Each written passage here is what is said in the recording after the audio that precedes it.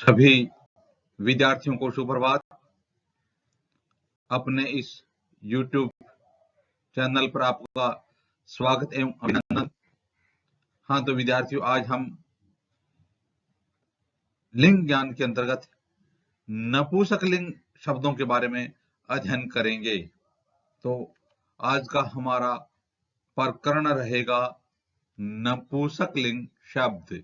तो आज हम देखेंगे कि इससे पहले हमने 2 वीडियो में सबसे पहले पुल्लिंग शब्दों का ज्ञान प्राप्त किया, उसके बाद स्त्रीलिंग शब्दों का ज्ञान प्राप्त किया और आज हम नपुंसकलिंग शब्दों का ज्ञान प्राप्त करने जा रहे हैं। तो नपुंसकलिंग शब्दों की पहचान कैसे करेंगे? तो देखिए, अकारांत नपुंसकलिंग शब्द। अकारांत यानी कोई पद हो जिसके अंत में ए आ रहा हो।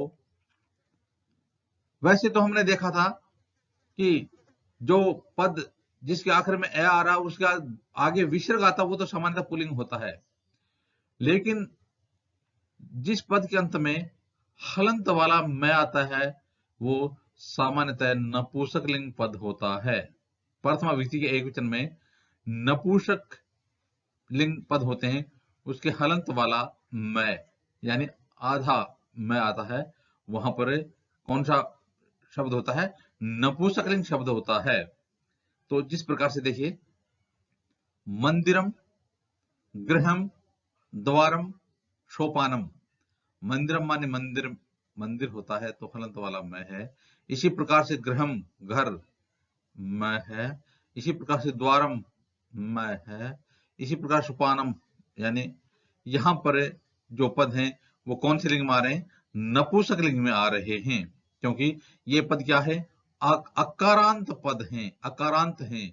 और इसकी पहचान यही है कि नपुंसक लिंग सामान्यतः जो होते हैं वो उसके आखिर में हलंत युक्त मैं आता है।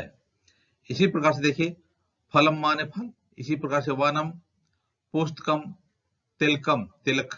तो यहां पर यदि इन पदों को देखेंगे तो आखिर में जो है वो नपुंसकलिंग पद बनाने के लिए इनमें मैं आ रहा है, इसलिए ये पद कौन से लिंग में आ जाएंगे? ये नपुंसकलिंग में आ जाएंगे। इसी प्रकार से देखिए, उपनेत्रम, पुष्पम, छत्रम, व्यजनम। उपनेत्रम चश्मा, उपनेत्रम चश्मा। पुष्पम फूल, पुष्पम। छत्रम छाता, छत्रम। व्यजनम पंखा, व्यजनम। तो इस प्रकार से ये पद कौन से लिंग में आएंगे? ये आएंगे नपुंसक लिंग में। अब आगे देखिए, आगे है क्रीडनकम, मुक्तुम, आसनम, श्यामपटम।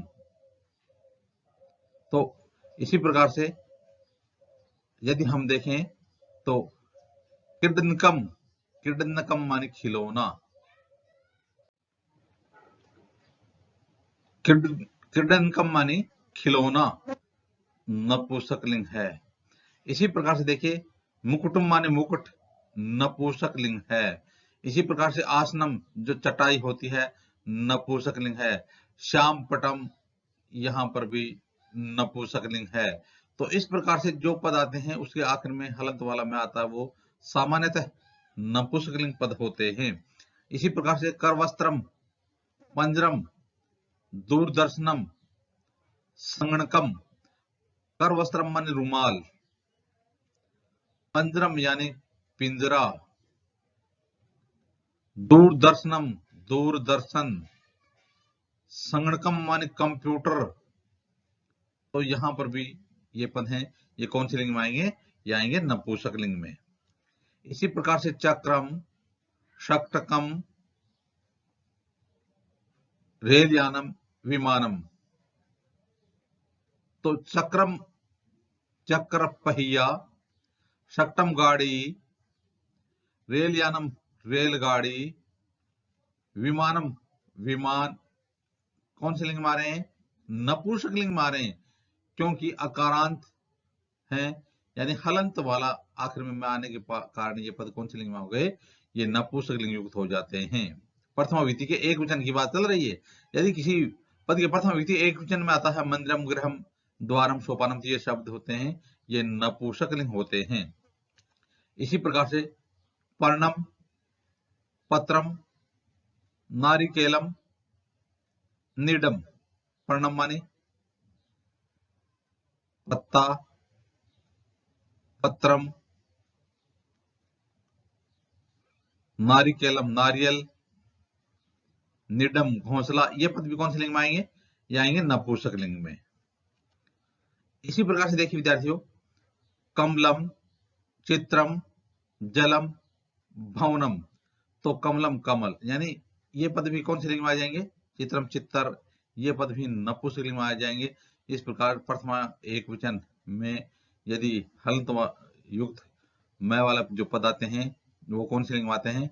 वो आते हैं नपुंसक लिंग में।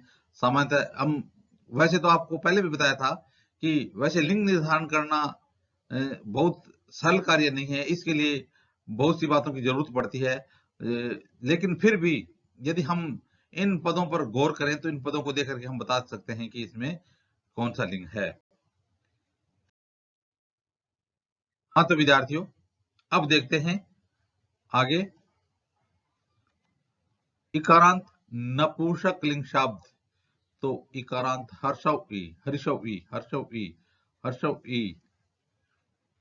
अब हमने इससे पहले देखा था भाई, इससे पहले तो आज हम जो नपुंसक लिंग शब्द देख रहे थे, जिस प्रकार से हमने देखा था, कभी अब आपसे पूछे कि नगरम है, इसमें कौन सा लिंग है, आप बता दो कि ये तो नपुंसक लिंग है। इसी प्रकार से आपसे पूछे कि भाई दुग्धम है, इसमें कौन सा लिंग है, तो दुग्धम मान दूध, आप बता दो इसमें तो नपुंसक लिंग है। इसी प्रकार से आपसे कोई पूछे कि उद्यानम, इसमें कौन सा लिंग है, तो आप बताओगे उद्यान, यह तो नपुंसक लिंग है।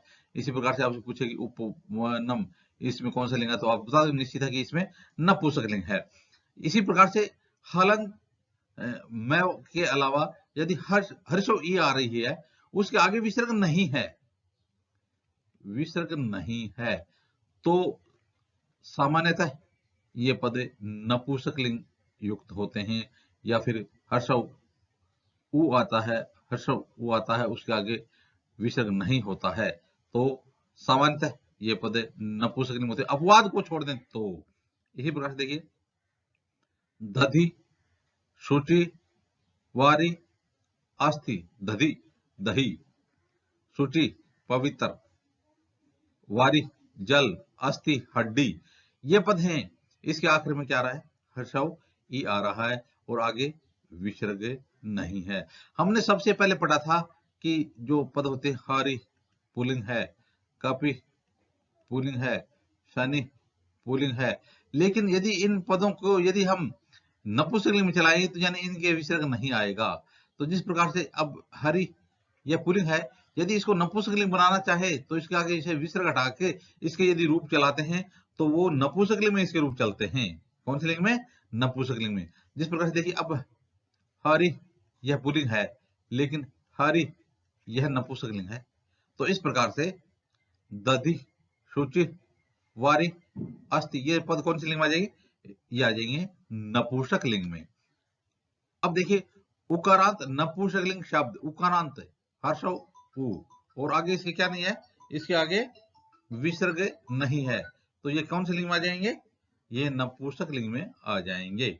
इसी प्रकार से देखिए, मधु, जानू, दारू, इसी प्रकार से तालु, वस्तु, सानु, मधु, मधु, जानू घुटना, दारू काष्ठ या लकड़ी, तालु तालु, वस्तु वस्तु, सानु जो पर्वत की चोटी होती है। तो इस प्रकार से इसके आगे यानी उकारांत तो है ये, लेकिन आगे विसर्ग नहीं है, तो इस कारण इसमें कौन सा लिंग हो जाएगा? नपुंसक लिंग हो जाएगा। जिस प्रकार से यह साधु शब्द है, इसके आगे विसर्ग आने कारण यह पुल्लिंग है, लेकिन यदि इस साधु को बिना विसर्ग के इसके रूप चलाएंगे तो यह साधु पद है, यह भी कौन से में आ जाएगा? यह भी नपुंसक लिंग में आ जाएगा। तो इस प्रकार से विद्यार्थियों, हमने पिछले इन 3 वीडियो में नपुंसक शब्दों के बारे में अध्ययन कर रहे हैं। आगे आने वाले वीडियो में भी इसी प्रकार से अध्ययन करते रहेंगे। आप भी अपने इस YouTube चैनल के साथ बने रहिए।